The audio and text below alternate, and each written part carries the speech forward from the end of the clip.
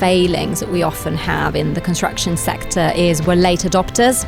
So when there's a new trend or a new tool, sometimes we're a bit slow to accept and adopt. You need to have a very clear idea of how many of these conversations are being generated on LinkedIn and how many of those are turning into paying opportunities. Your personal brand should be bringing you business. It's something that you need to be able to monetize. Otherwise, it's not really serving a purpose. Everything that you put out on LinkedIn should always be serving the client in terms of providing value and solutions to the pain points that they're experiencing. Sometimes people say, oh, I don't want to post once a week or 3 times a week because I don't want to be spamming people. There's a bit of spotlight syndrome there, being like, oh, but then everyone is going to see that I'm posting. Unfortunately, the harsh truth is it's quite hard to stand out, and people are the company's biggest asset. The difference that it can make to the bottom line, to the turnover, businesses hitting their sort of 5-year goal in less than a year, because suddenly, rather than having one platform, they've got 5, they've got 10. Big established businesses that want to change the narrative or breach into new markets, and they want to get their brand out there quickly, you have to have a strong personal brand. But sometimes people make the mistake of...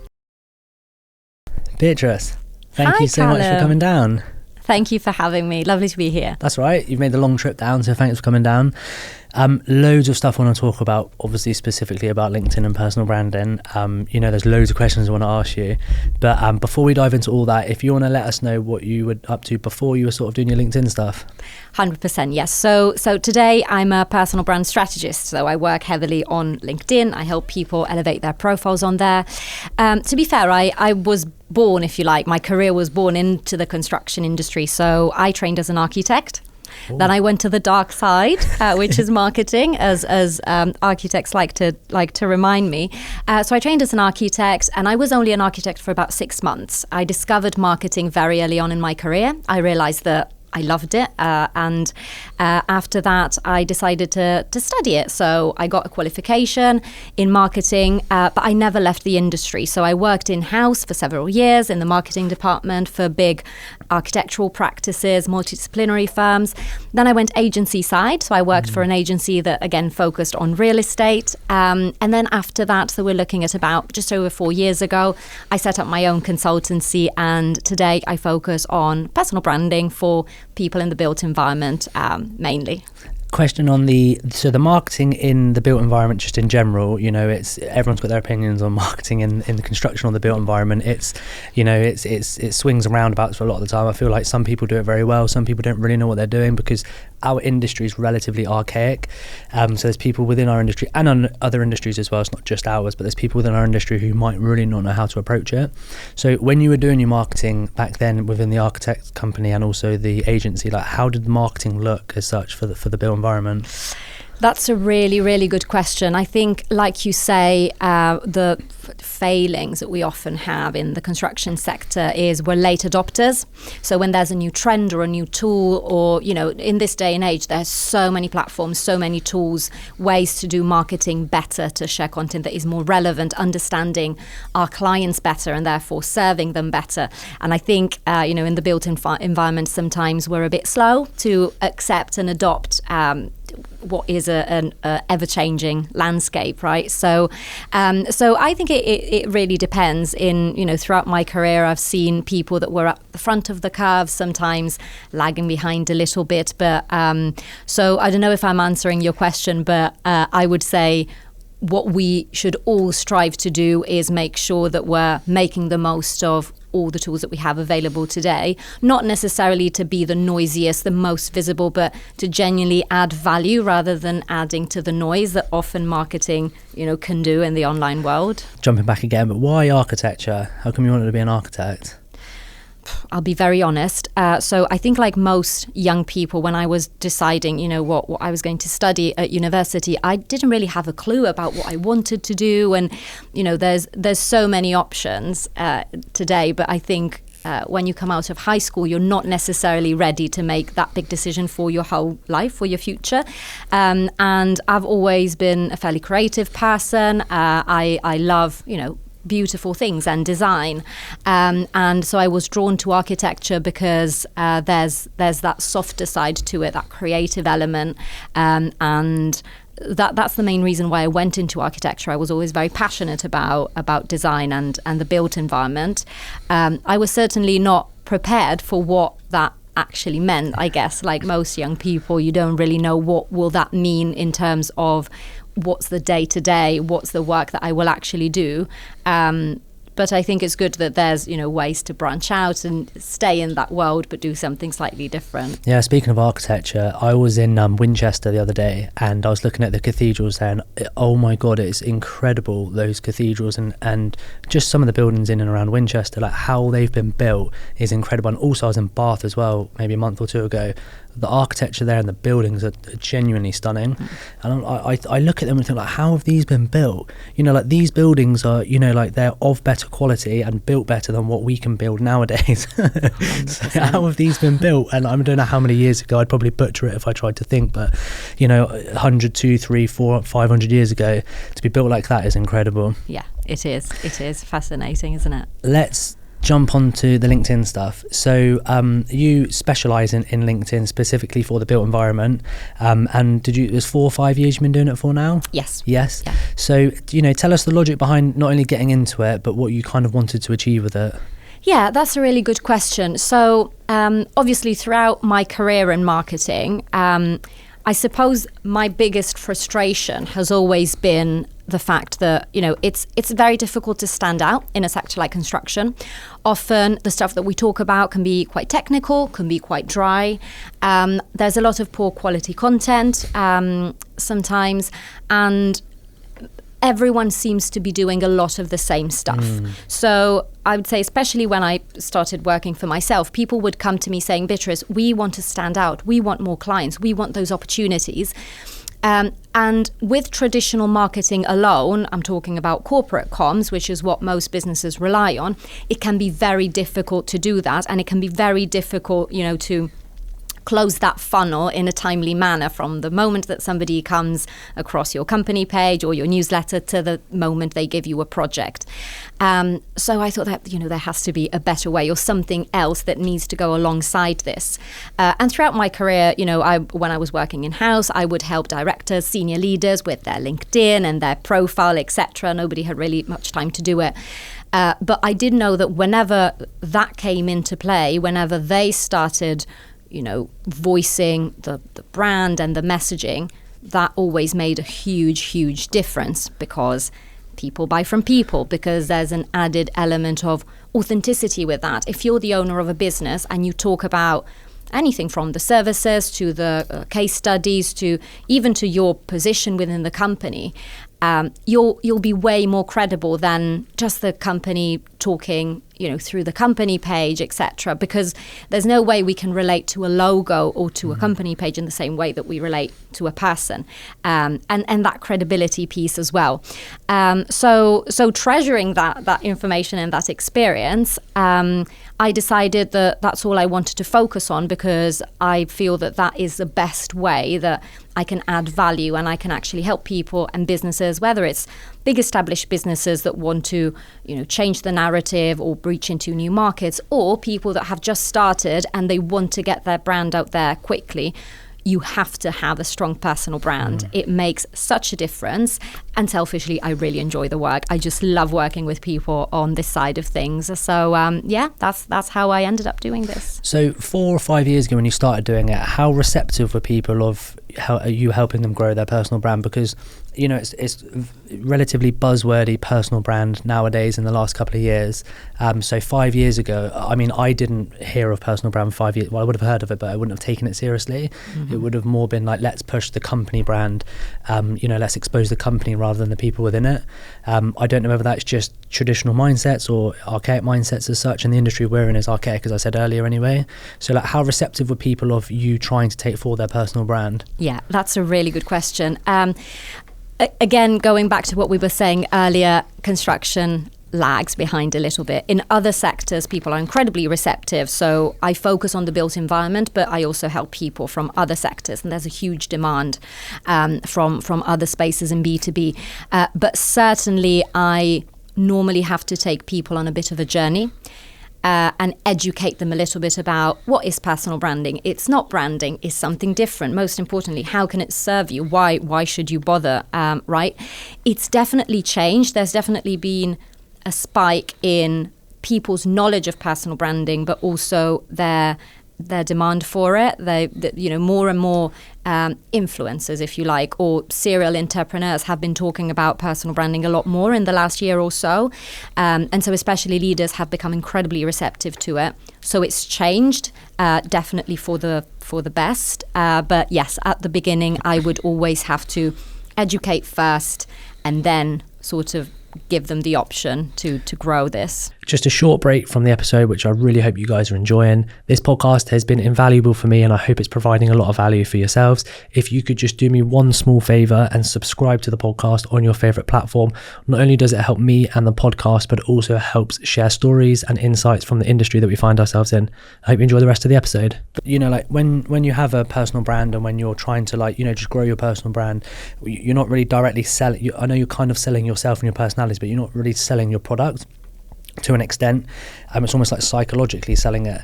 So it's very difficult to show tangible results sometimes off the back of growing a personal brand. So what I mean by that is, say for instance you're posting regularly for a year and you've grown your connections to X amount, and then somebody reaches out to your company, but they don't reach out through a LinkedIn, for instance, to you personally and say I would like to use your services. Sometimes it's they ring the company, but it's because psychologically they're thinking of you because you're top of mind all the time. Mm-hmm. So it's difficult, and this links back to my question, in terms of how receptive people are, because you can't sometimes show them an actual tangible project, for instance, because as we're talking about the built environment, that's come in off of the posting.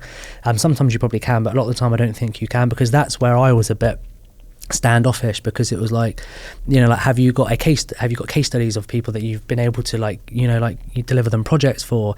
And it's well, yeah, they have, but it's kind of through a psychological manner as such, if that makes sense. Mm-hmm. So what I'm trying to clumsily ask you is when people are posting regularly and growing their personal brand as such, how would they be able to not reach out to, but secure projects directly through them growing their personal brand, rather than the psychological side of them contacting the company off the back of it, if that makes sense? Yes, that's a good question. So I've asked that question about 10 minutes. Yeah, which should have taken 10 seconds. That's okay, it's landed. Actually, I would say that personal branding, or sort of the outcomes of your personal brand, are way easier to measure compared to, say, that you do your corporate marketing.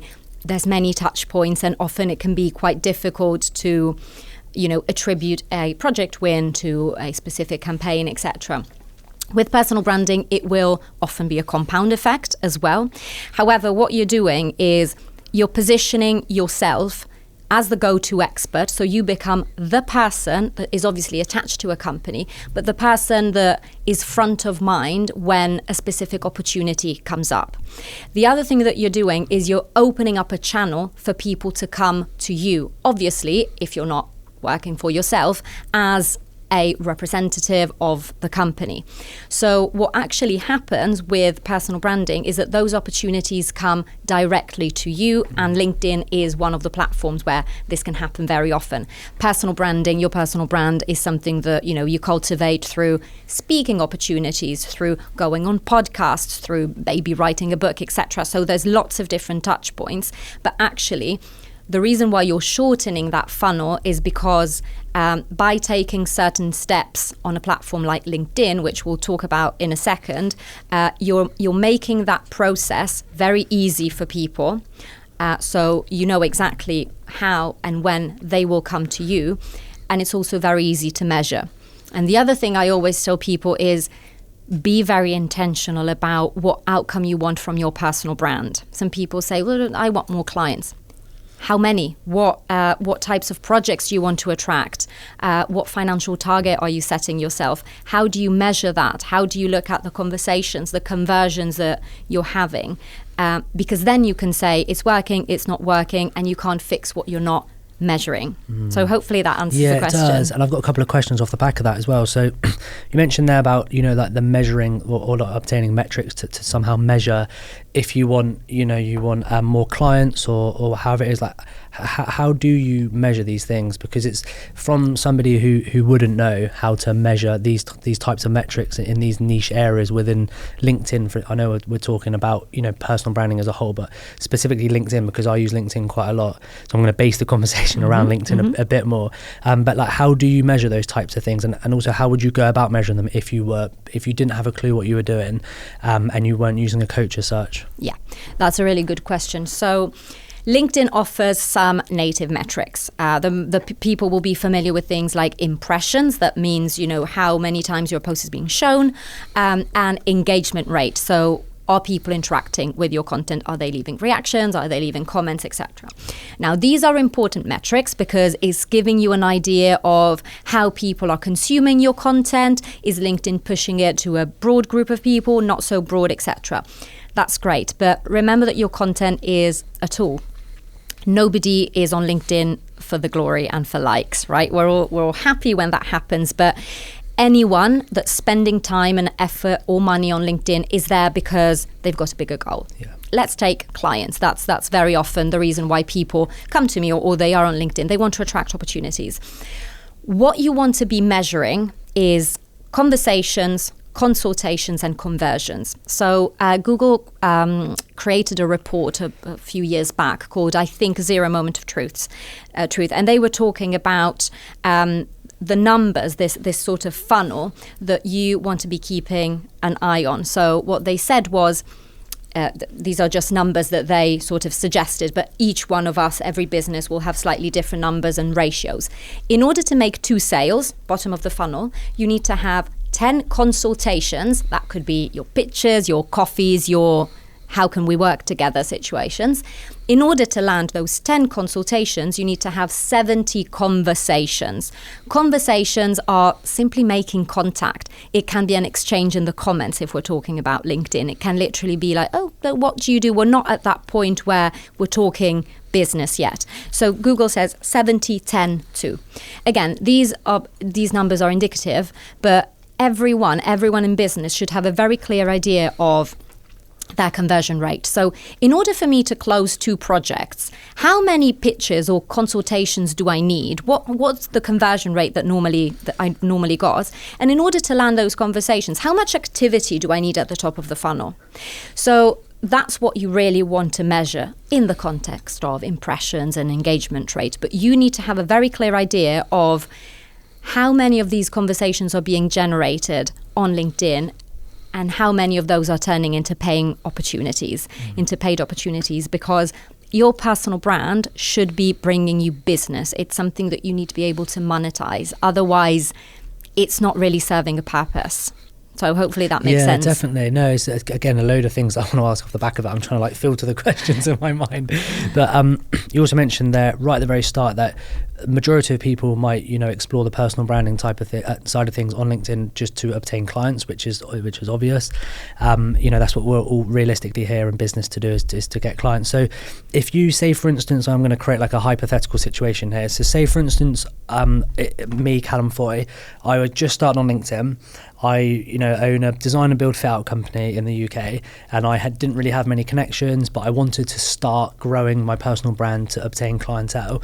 How would you advise me to start with, and then following steps from there to be able to do it? Mm-hmm. Yeah, absolutely. So I've got a framework that can make my answer to this question a lot easier. It's called CLEAR, CLEAR. So C is client or audience. So the first thing you want to do, anyone starting out or that's already established, you want to have a very clear understanding of who your audience is. So sometimes I work with people and they'll say, oh yeah, I want to work with residential developers. Great. That's their job title. But first of all, what type of residential developer? What types of projects do you want them to be, looping you in for? Is it big? Is it small? What sort of sector if it's not residential? So get very clear on that. But most importantly, it's about understanding the transformation that they are after. And this is going to sound cheesy, but the reality is that all of us, anyone paying for a product or a service is after a transformation. Whether I pay a personal trainer because I want to go from unfit to fitter, or whether I pay an architect because I want to go from a place where I've got this idea in my head, I'm a developer, I need somebody to design it and make sure that I get a great return on it. Transformation. I want to go from a place of discomfort to a place of I've achieved my goal. And that's what you really want to understand. If we take office design, people are not after a, beautifully designed office necessarily. They are after, making sure that the money that they're paying on rent is actually put to good use because their team is coming to the office, they're using it, they're happy to work in the office, they're getting everything that they need from a layout perspective, from an environment perspective. That's the transformation. It's not the office itself. And they will be experiencing some pain points, some pain at this stage. So how can you actually solve the problem for them? So you want to go a level deeper, and we could talk about this for hours, but go on. We can be hours if you want. So client, understanding exactly who they are and what they need, but again, go a level deeper. Try and really put yourself in their shoes.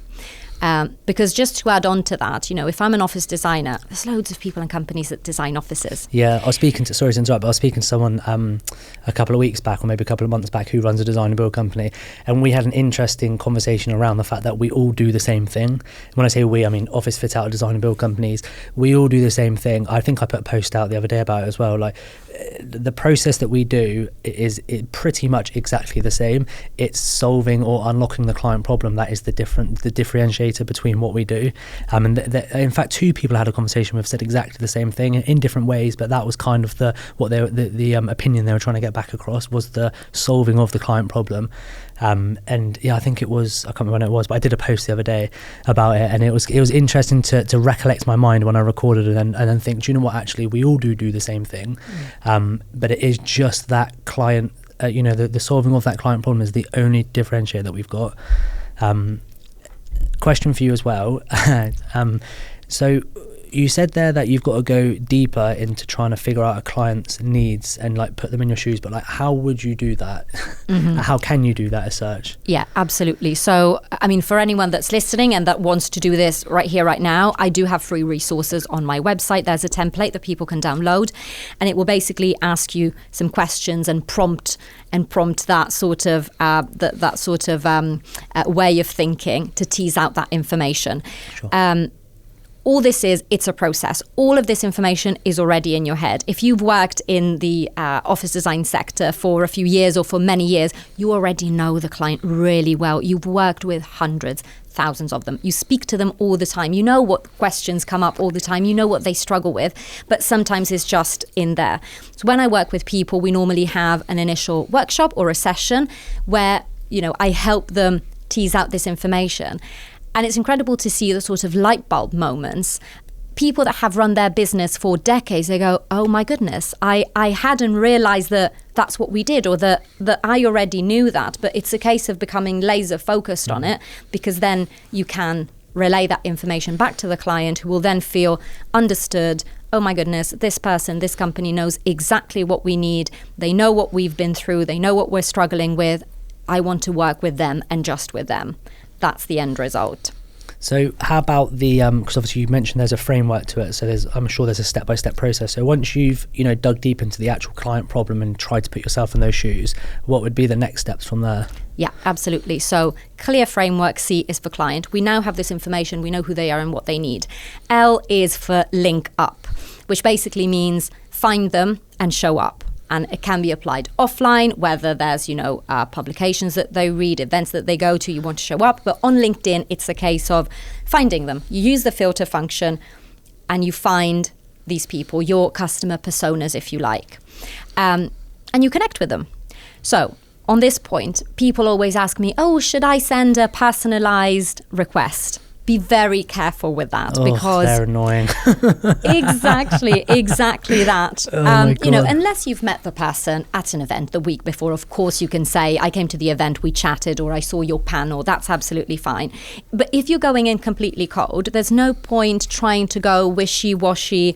I'm trying to connect with like-minded individuals, expand my network. Yeah. Because what happens is, we've all felt cheated, so cheated in the last few years because, we've all seen it. We get a connection request, we give them our trust, we accept. 2 seconds later, they're trying to sell something to you, they're in your inbox, they've done zero research, trying to give you stuff you don't need. So people, we've become very sensitive to that. So my suggestion is work on your LinkedIn headline. LinkedIn headline is where people normally say, I am a job title at company name. Use that space to tell people what you do and how you can add value. So make sure that it's basically your elevator pitch. Don't try and make it clever and, really flamboyant. Make sure it's clear, but that it shows what your value proposition is. Because what happens is, if I send you a connection request, you read my headline, you know exactly what I do. Perhaps you're even mentioned in it. If you're my customer persona, you might go, oh, actually, that kind of resonates, I'll accept their request. And there isn't the pushy element of I'm trying to be, to convince you that I should be in your network, because the reality is at this stage you have no reason to connect with me. So I've got no right to ask anything of you. So that's the second element. You find them, you connect with them. At this point, obviously you need to do something, because otherwise, yeah, great, we've connected, but people have very short attention span. They've forgotten about you already. Yeah. That's the harsh truth. So this is where we go into E, which is expose and educate. You now want to expose people to your content. Now, talking about content, it's a sticking point, isn't it? Because it's very difficult to decide what to post, how to post, what do I talk about, etc. This is where the exercise that we've done at the beginning with, the client understanding piece becomes incredibly useful, because everything that you put out on LinkedIn should always be serving the client in terms of providing value and solutions to the pain points that they're experiencing. Most people are guilty of, sharing posts that go, we're delighted to share our latest case study, we're thrilled to announce, etc. While there's nothing wrong with that necessarily, because it might be a great case study, the problem is it's not necessarily relevant to your target audience. And you also have to remember that we're so spoiled for choice. I scroll on my LinkedIn feed, there's thousands of posts. I can choose where I'm stopping and giving my attention. So if we flip that on its head, imagine that I am a business owner and I've got this big office that I'm renting. I'm spending tens of thousands of pounds every month and it's empty. If I come across your post that says, this is how we increased footfall for our client by 50% by redesigning their office, or this is how we're now saving tens of thousands of pounds every month for our client through this office fit out or redesign, or something like that, now that's interesting to me, because I want to see how you've solved that problem for that person that is exactly like me and is experiencing or was experiencing the same pain point. Interesting. So it's almost like framing the content differently, rather than just, here's my case study, here is the case study, but actually here's how we solve the client whilst facilitating the project, which ultimately is the case study. Yes, exactly. Okay. And it's not a case of, you're not trying to sort of fluff up the content or so you're not doing, there's no manipulation here. You are genuinely providing people with information that they need, because if you're explaining how you did something, or even if you're talking about things like, I don't know, the top 3 things to watch out for when you're engaging somebody to do your office fit out, or, any kind of solution that you're providing, is you're adding value to the client. What happens afterwards is, over time, you're establishing yourself as an expert. You've shown them that you get it, you understand, you've done it before, here's proof, and so on. And then they'll want to come and work with you. But sometimes people make the mistake of, they don't want to share too much knowledge, because well, if I give everything, then they're not going to pay me to do this. It's the opposite, actually. That's what draws people to you. And it's also better to show them rather than tell them. Most businesses, all of us, we like to think that, we provide top quality services, or we are honest, we are transparent. Of course we are. And everyone says that. But isn't it better if you show them, this is how we did, this is how we provided a really top quality service, or these are the results that we achieved, or client feedback. They are saying that it was life-changing working with us. Don't imagine somebody saying that. But there's a difference there. So another question off the back of that is, you mentioned there that you mentioned a load of things there, so I've got again loads of questions in my mind. Well, actually, let's carry on with the framework as such, and then I'll jump back and ask those questions. So you've done the C, the L, and the E. C-L-E, yeah. Yeah, and then A-R at the end. Yes, correct. Like I'm back in year one at school trying to spell. It's okay. But yeah, so carry on the transition as such with the clear framework. Absolutely. So C-L-E, we've done expose. A, activate, or active engagement, if you like. Sometimes people miss a trick on LinkedIn. So they show up, they share content, and then they log off. Actually, a lot of the magic happens when you are engaging with other people's content. What does that mean? It's everything from, liking, leaving comments on other people's posts, on your target clients' posts. I've had more than one client. There was one sort of incredible example of, this particular person started a conversation with a potential client in the comments. So he went and commented on a post, on a couple of posts. They started chatting. They then took it offline, and that turned into a JV that is worth, millions, millions of pounds. So why is this? Because when you're posting, you've got a one-to-many approach, right? It's like you're on stage and you're talking and people are listening. Even if your content, you want people to feel like you're talking specifically to them, it's resonating, but you're not, right? You're sharing content for everyone. When you take that conversation in the comments, first of all, it's an opportunity to really keep it human.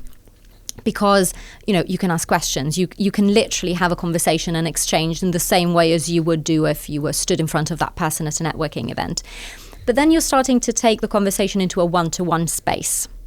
And it's actually incredible. Even the contacts I've made on LinkedIn in that way, I've made friends or industry friends, if you like, and we met a few months later, and it was literally like we'd known each other for a long time, because you can actually build relationships now online, right? So what that means is that by the time that you're sending them a message or you're asking for a coffee, you're no longer a stranger. They've seen your content, they've heard what you're about, they've spoken to you because you've been engaging with them, and that can actually really move that relationship forward by quite a lot. So active engagement. So sorry to interrupt there, I just want to jump in. So in terms of the acting engagement, so a lot of people probably do engage, but I imagine they engage incorrectly in terms of how they're commenting.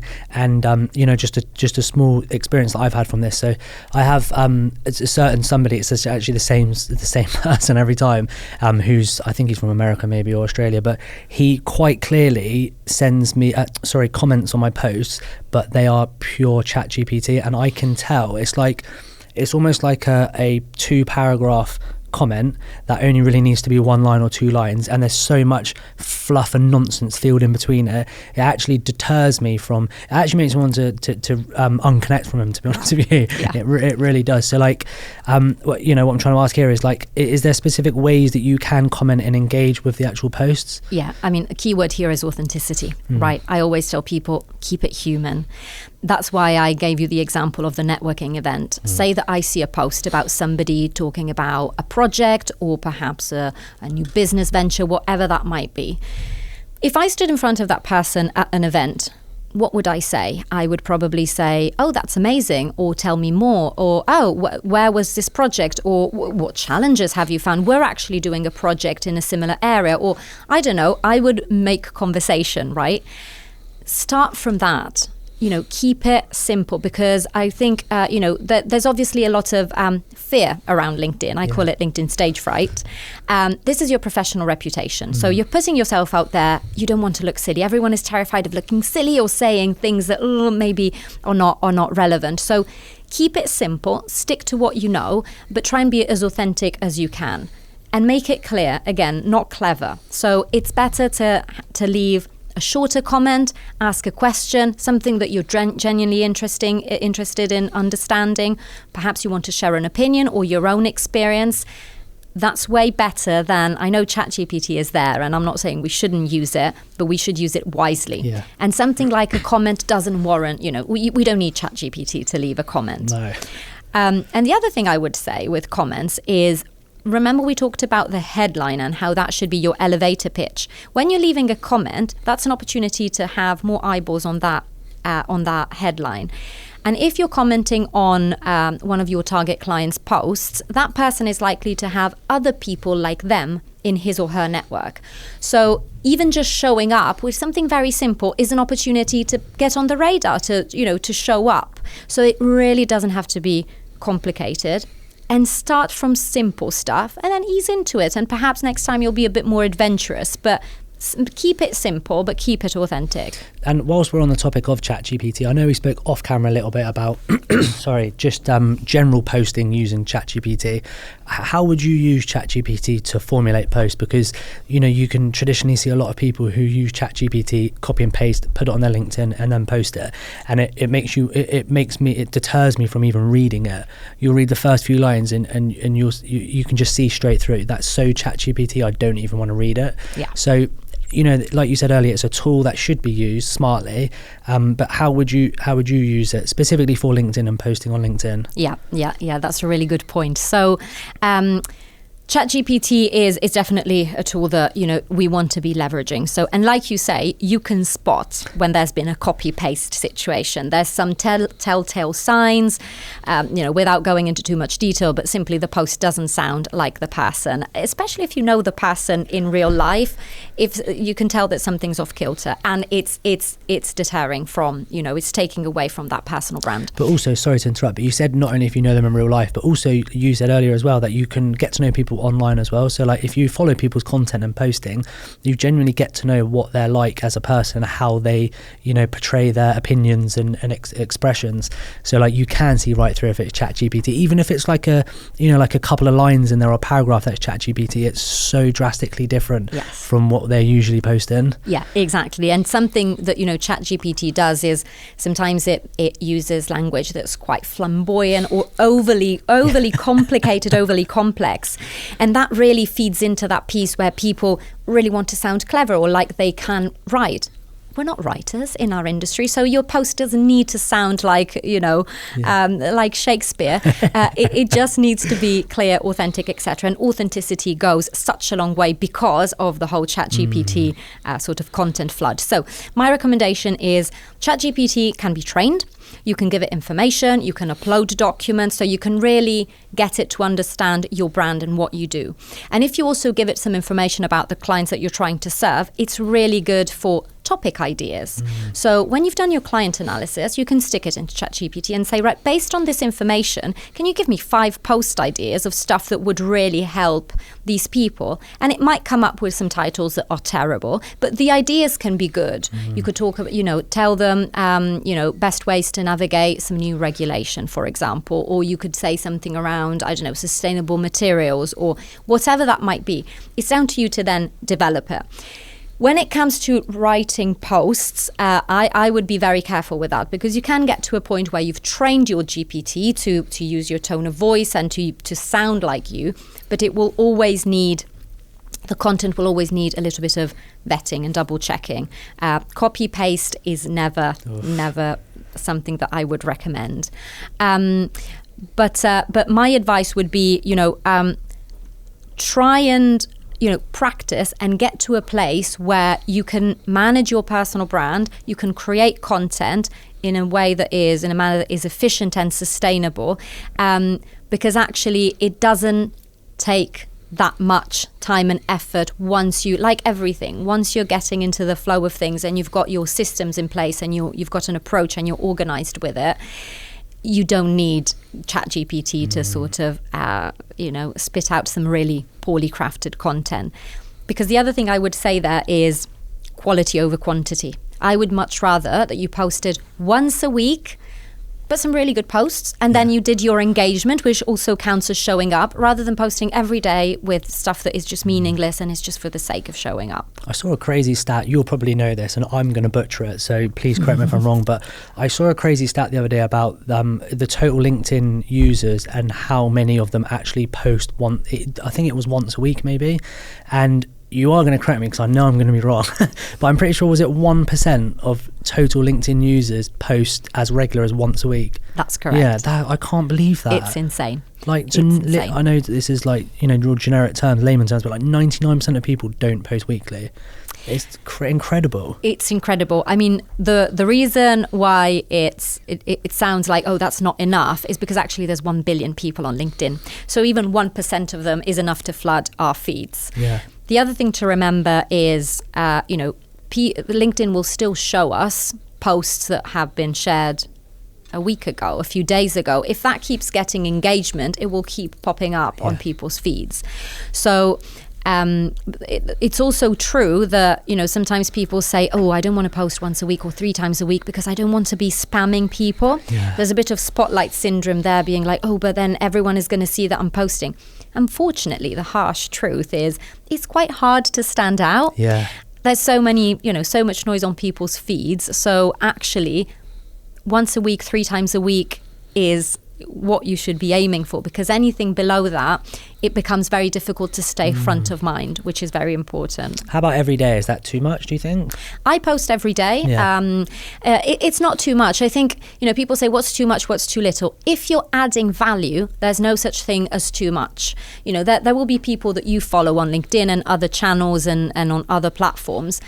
If you're interested in what they're saying, you're waiting for the podcast episode to drop or for the article to come out. You follow them, and it's called following for a reason, because you're genuinely interested in staying up to date, etc.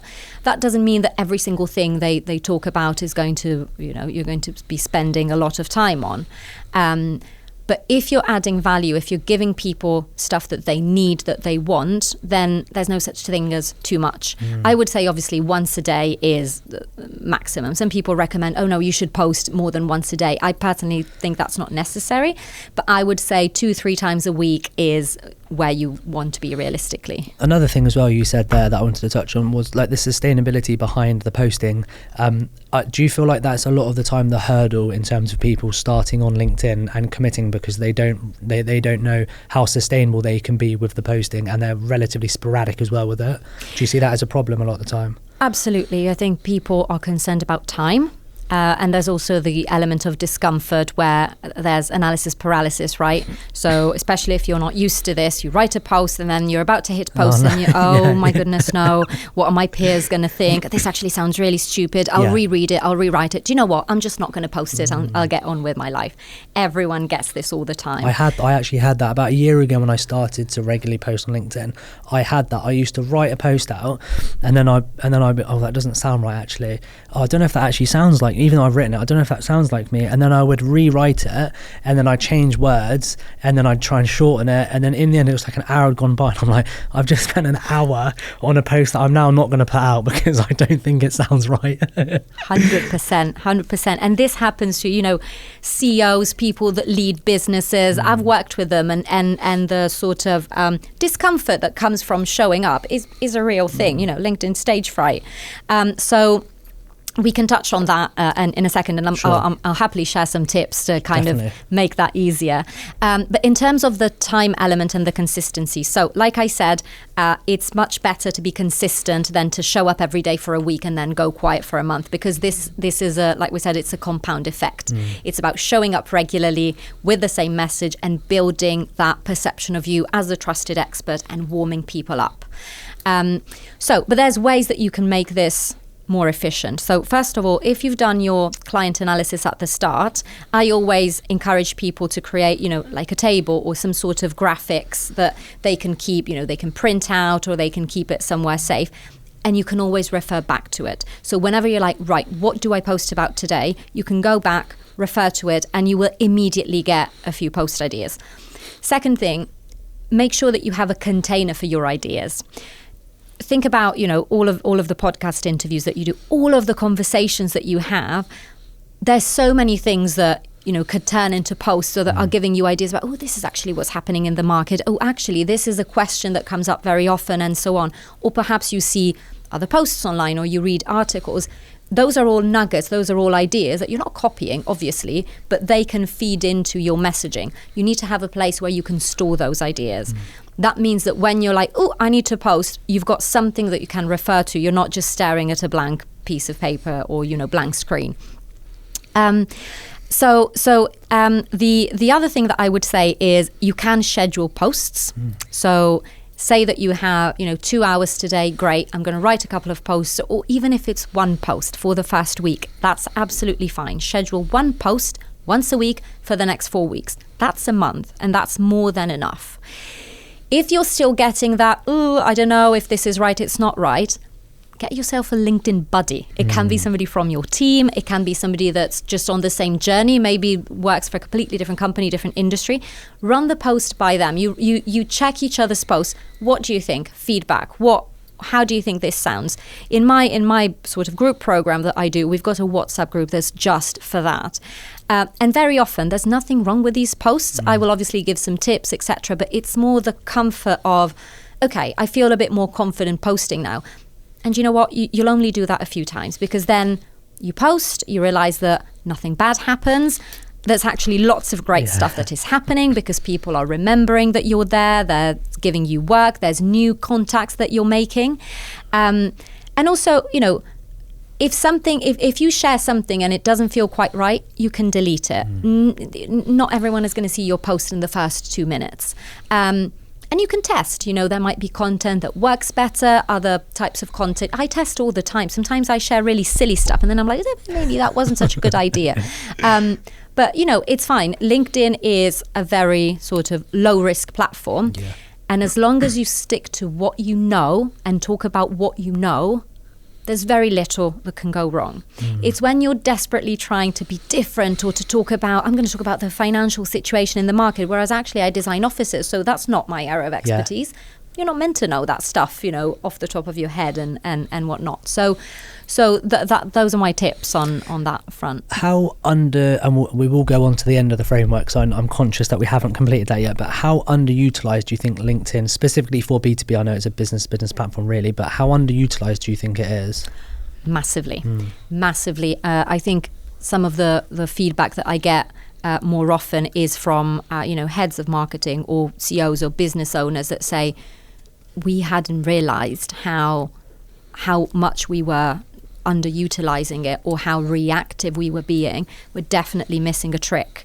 Both because, I explained some of the stuff that we're talking about today, but also when it comes to results that come so much quicker compared to your traditional use of LinkedIn or your company page, etc. So incredibly, incredibly underused, especially when it comes from a personal perspective. Yeah, and specifically as well for the built environment, because I'm sure it's underutilized just in general in any industry, but I imagine in the built environment it's very underutilized. And the reason why I say that, just from my opinion as well, some posts that I put out which I think are could be relatively engaging, they're like heavily engaged with by people, and it's almost like they haven't really seen, not saying that my posts are anything like groundbreaking, but specific in my industry, office fit out and the construction side of things with tradesmen who are commenting on it, I feel like the way they're engaging is almost as if it's groundbreaking that somebody is posting so much around the industry, the built environment industry, that is. Absolutely. There's very few people that are leveraging personal branding in our sector. Very few people are doing it well. So massive opportunity at this moment in time for anyone that does show up in a way that is appropriate and relevant. And there's also a craving for good content, interesting content, authentic. It doesn't not chat GPT. Yeah. This hasn't been written by the marketing team and then just whacked on the CEO's profile. There's an element of authenticity there, and where you can actually have conversations. So people that are doing that and doing it well resonate a lot more than perhaps how they might do in 10 years time or 5 years time, even because of that gap that we've got in our sector. I want to ask you actually, because you mentioned there about the type of content, How important do you think video content is on LinkedIn compared to just, like written content? Because we're in a digital age now where it's basically it's a video world. Everyone wants to see video, even with podcasts. I know people listen to podcasts, but they would rather watch it, and they rather watch the short form clips of the podcast rather than listen to a short form clip. So how important do you think video content is? Because also I feel like sometimes it could deter people from posting sometimes, because if they think our video content's really important, I don't actually have the capabilities or facilities to do video content. Do you know what? I'm not going to post because the written posts aren't as, they're not as valuable as the video type of thing. So what is your opinion on that? Yeah, definitely. So video content is obviously great. People love it. They engage with it. It's very easy to consume. And we've gone to shorts now, so shorter form content. So absolutely, if you have that ability, do prioritize video. However, it's definitely a mistake to say it's either video or nothing. I don't post video all the time.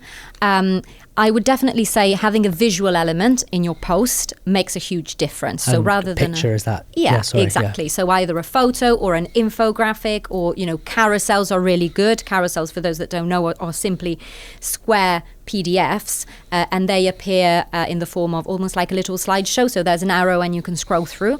That's really good if you're trying to break down a complex topic, or if you're trying to take people through, a specific piece of content. And sorry to interrupt, but those carousel post is the I'm asking this in terms of somebody who's never posted a carousel post but they want to. Would that be you put the carousel on there but you also write a post about the carousel, or is the context of the post in the carousel with no actual written content above it, if you know what I mean? Yeah, absolutely. You should always have a caption. You want to lead people into the post, and if we want to get really technical, you should always have a hook in your post, because, and this is not being clickbaity or trying to just we don't want to go down that route, but you do need to make your point pretty quick, because people are scrolling and you want them to stop, because you only see 2 lines, don't you, or 3 lines, but I can't remember what it is, but you really only see 2. So to be fair, there is probably something to be said about it being a little bit clickbaity, because you do want someone to click the see more. Yeah, absolutely. You want them to. Yeah, absolutely. What I meant was you don't want to basically sell something that you're not going to expand on. But if you're saying, I've got a solution to this, then you do want to have the solution, right? But you do want to get to the point immediately. So that's why it's so important to understand what matters to these people, what are they looking for, what keeps them awake at night, etc. Because that's what you need to draw them into your content. So always have a hook and always have some text. Obviously, if you have a video, if you have a carousel, you don't need a post that's incredibly long, because what you want people to do is read your caption. All right, okay, this is what the post is about. I'm going to go into the carousel. Same thing with the video. You don't need an essay to go with it. Interesting point. Sorry to interrupt, because I always have so many questions when you're talking, and sometimes I forget them. But so when I and this is kind of a selfish one for my LinkedIn, but after I do these podcasts, I have short form clips, and then when I post the short form clips, I put like a transcript on there describing what the short form clip is. So should I not be, basically I'm writing what the short form clip's delivering anyway, the video itself. So I'm writing a full post, in like a nutshell of what the 30, 40, 50 second clips actually, providing value for people. So should I not be doing that? Should I just be, writing a short piece about it and then, trying to rely on people to actually watch the video? Yes, if you're already providing that information, you don't necessarily want to double up. And I know that we're always trying to cater for everyone. Maybe somebody prefers to read the post, not watch the video. Or actually, I'm going to give them both. But the reality is, you guide people onto sort of how you want them to consume the content. And if there's a video, I'm way more likely to, once I've read your hook, which is probably what will draw me in, I'll then go and look at the video, which obviously needs subtitles, because more and more people are not listening to the video anymore. They're just reading.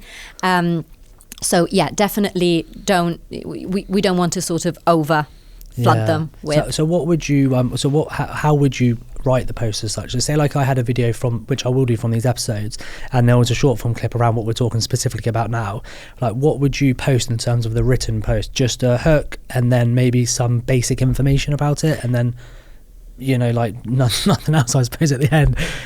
To literally just that. Well, every post should have a hook, the main body, and a call to action. Obviously, the main body can be longer or shorter depending. If you have a video, you don't necessarily want to, talk too much on there. But you definitely want again, to deliver what the clip is going to be about, or have you ever wondered what the most important thing is when you're posting, or do you know how many times a week you should be posting, etc., whatever that might be, because we're going to answer that question in the post. Okay. But something important that people often neglect, call to action. Tell people what you would like them to do, what you're inviting them to do at the end of the post. It can be straightforward. Contact me if you want to discuss your latest project, of course, or it can be something that calls for signals. Signals are really important. What does that mean?